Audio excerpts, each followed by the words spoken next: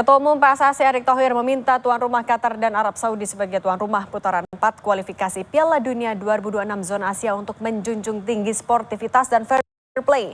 Apakah memanasnya kondisi di Timur Tengah juga bisa buat lokasi dipindah? Kami akan bahas bersama analis sepak bola Bung Wesley Hutagalung. Selamat sore. Bung Wesley, bisa dengar suara Cindy di studio? Oke, kami akan masih coba hubungi lagi Bung Wesley Hutagalung. Kita akan bahas soal apa saja faktor yang harus diperhatikan oleh timnas dengan telah dipilihnya Qatar dan Arab Saudi sebagai tuan rumah putaran Bung keempat. Wesley, boleh Bu. Bung Wesley, sudah bisa dengar suara studio? Ya, selamat Oke. sore Mas Indi. Bung Wesley, ini soal faktor fair play, apa yang sebenarnya harus diwaspadai oleh timnas dengan dipilihnya Qatar dan Arab Saudi sebagai tuan rumah? Saya itu agak bertanya-tanya ya, kenapa narasi ini yang dipilih oleh ketum dan diposting di sosial media seolah-olah kita sudah menyerah sebelum bertanding dan ini akan menjadi alasan. Gitu. Semua negara pasti akan menghadapi kekhawatiran seperti itu, tapi tidak perlu disampaikan ke publik lewat sosial media seolah-olah kita mencurigai. Kita bertanding aja belum. Dengan alasan apa FIFA menetapkan Qatar dan Arab Saudi? Kan dengan alasan peringkat paling tinggi, kita nggak bisa Bung Wesley, suaranya terputus-putus. melawan.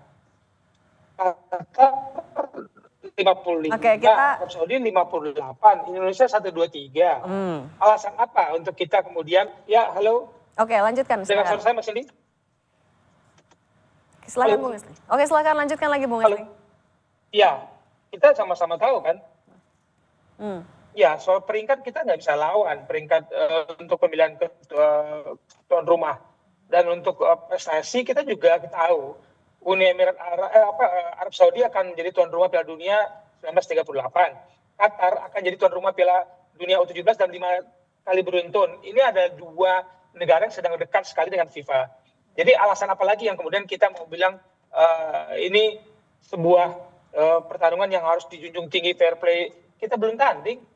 Kita Tapi ada takut faktor dicurangi, non kita teknis belum yang tetap tanding. harus diwaspadai Penampilan nggak, kita Bung melawan Wesley? Jepang itu pasti semua negara sudah menghadapi situ. Cuma tidak, menurut saya tidak perlu disampaikan, narasi itu tidak perlu disampaikan oleh ketum ketika undian ini. Karena tidak ada alasan bagi kita untuk meragukan Arab Saudi dan Qatar sebagai tuan rumah.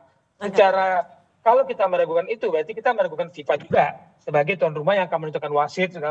Itu sudah pasti akan kita hadapi. Bahrain, kita dikerjain, itu sudah pasti kita hadapi. Oke, Bung Wesley. Ya kan, ingat, kita dikerjain di Bahrain. Oke, satu lagi.